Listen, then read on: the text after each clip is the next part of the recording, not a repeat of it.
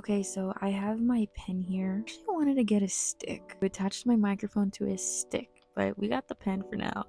But today I want to talk about smoking. And for the sake of this video, we're going to call it Tree. I call it Tree. And I'm in no way promoting this to anybody. I'm in no way saying you should do this because I truly believe if you're not in the right state of mind, no matter how much I believe that mushrooms and tree and all of these plant medicines are healers and teachers, our highest self, we have a agreement with certain plants here. If we take them, it's like a shot of consciousness, and I had saw someone say that in the video. Actually, they were like, it's like a shot of consciousness. You take it and they help you remember who you are. But as much as I believe that, I don't believe that it's for everybody. So use your own discernment. This is just my experience and what I went through. And I wanted to talk about this because this was a big part of who I am now. Smoking tree quite literally was a catalyst to me, to my spiritual awakening, to Irene.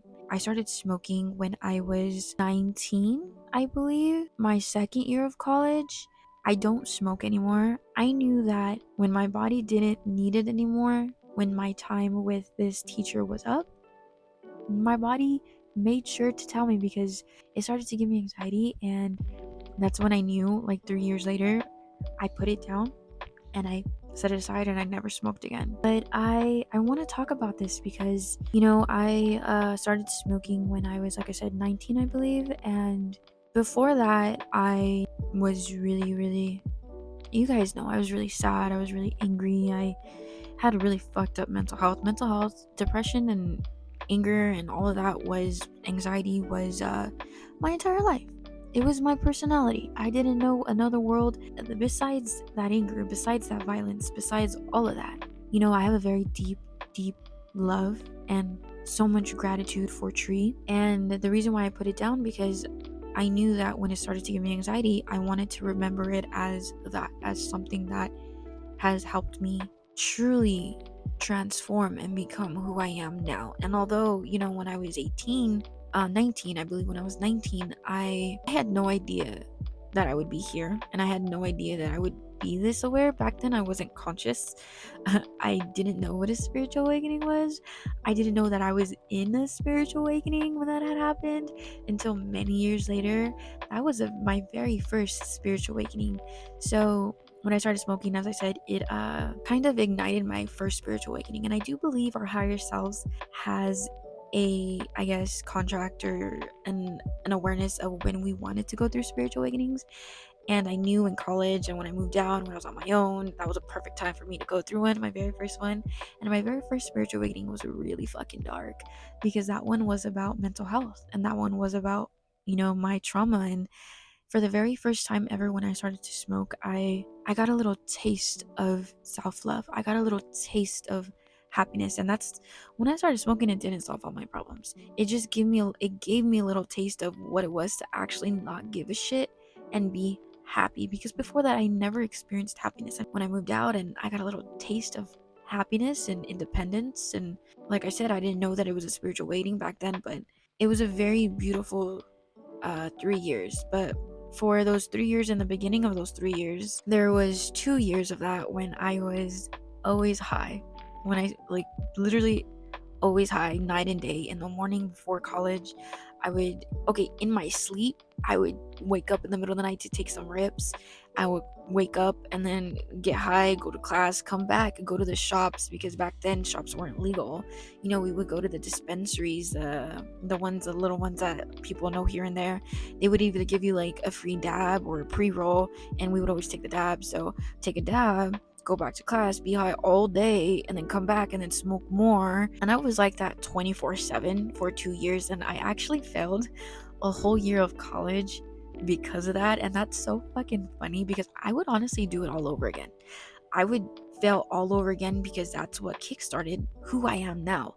Literally, what I do here on YouTube, why I want to fucking help people. It gave me a foundation to follow, and I had no fucking idea what I was doing. Though I had no idea. Many years after that, I still had no idea what I was doing, but it at least gave me a little foundation, a little glimpse of light of what path to follow, because I was completely lost. At least now I know myself and I know who I am. Back then, I had no fucking clue who I was. And it gave me a little glimpse of who I was. It helped me remember. You guys, I would do it all over again. And I have a really deep, deep love for that because it helped me remember who I was. And, I'm not saying I remembered everything, but subconsciously, it woke up something within me subconsciously. And when that happened, I just followed that.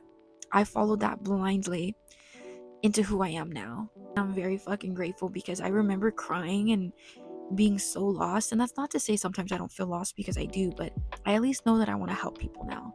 Back then, I just remember being in college and I graduated with my bachelor's, in kinesiology, and I loved working out and shit like that. But I knew I didn't want to function in a world like that. I knew that I was meant for something different. And, when I started smoking, it gave me a feeling that I was a part of something bigger than me. And there's basically, a huge collective out there. And if you're watching this video, I'm pretty sure that you're one of those people who feel as if they're part of something bigger than them. And that was the very first time that I felt that. And I didn't know that that's what that was. It just gave me a glimpse of something within me that I needed to follow. And it's funny because I hear people say that smoking lowers your vibration. To each their own. I truly believe that it depends on how you use it. I believe that this is medicine. I believe these are teachers. Not everybody, it helps everybody. Like I said, when I didn't need it anymore, it just wasn't doing me any justice, so I put it down. And that's when I started microdosing on mushrooms. And I'm not done with mushrooms. I really want to start microdosing and having more trips on that, because that shit was insane. It was beautiful. That's what kickstarted my third spiritual awakening, was the mushrooms. And that shit was a deep ass beautiful fucking spiritual awakening. But I believe that I was in such a low vibration that the tree lifted me up. And so that's why I think for me it did the opposite. It really helped me expand myself and remove some layers so I can finally find who I was. I will forever have a deep love for that, because like I said, without that I wouldn't be who I am now. I wouldn't know where my life would be. I don't know, maybe I would have realized, but all I know is that when I did start, it was funny because I would just smoke in my car all by myself, and that was the first time I was actually by myself. And I was still scared to be by myself years after that because of the abandonment wounds and everything. And like I say, I love to be by myself now. I actually prefer to be by myself. I remember smoking in my car by myself and just crying. And I remember for the first time ever, I just didn't give a shit about things. I wasn't thinking so much. I wasn't in my head all the time. And yeah, it probably did numb me, but I think in my case, it helped, and it was supposed to help for a reason. And in my case, I believe that I was supposed to be numbed from all of my pain that I was experiencing, because for the first time ever, I wanted to focus on me, and I didn't want to focus on all the negative stuff. I still to this day can't articulate it because it was just a feeling and an experience that I went through, but it was very beautiful. Dark. It was really dark, but a very beautiful, I suppose, transition. I guess a very beautiful realization that I had this agreement with, Tree and the spirit and the teacher within it to kind of help me. So before we continue the video, I kind of want to show you guys the sunset right now. So let me show you. Hold on.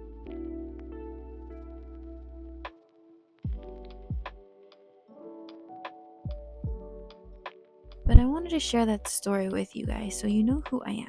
I guess I want to share more stories because all you see right now is the version of myself many years later, almost 10 years later, that has done the inner work. If I would have showed you guys the version of myself a long time ago, it would have been a lot of sadness on this channel. So I guess I just want to show you I wasn't always like this, and I've come a long way, and I just want it to be an inspiration for other people to keep going on their journey, because I've lived many lives. I've lived a lot of lives. There has been many deaths and rebirths of who I am to get to where I am now. Like I always say, this healing journey isn't all love and light. It's a lot of darkness. It's a lot of working through your darkness. It's a lot of facing those scary emotions, because at the end of the day, those emotions aren't truly scary. They're not there to hurt you. They're there to help you, because they're showing you what's inside of you that needs to be loved, that needs to be worked on. And yeah, when I was 19 and started smoking, that's when I just decided to go on this journey not knowing how to do it. I didn't know what the hell self-love was. I didn't know what self-care was. I just knew that when I became aware, just in the slightest, I started to say no to things that didn't make me feel good. And it took time, but I started to do that.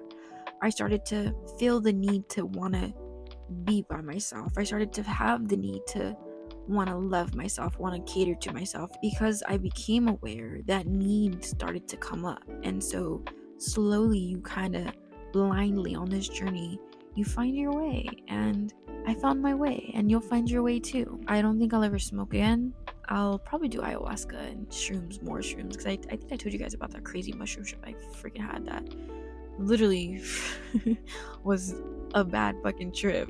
But there's no such thing as a bad trip, right? And it's funny because collectively so many people have these trips where you're in fetal position and everything.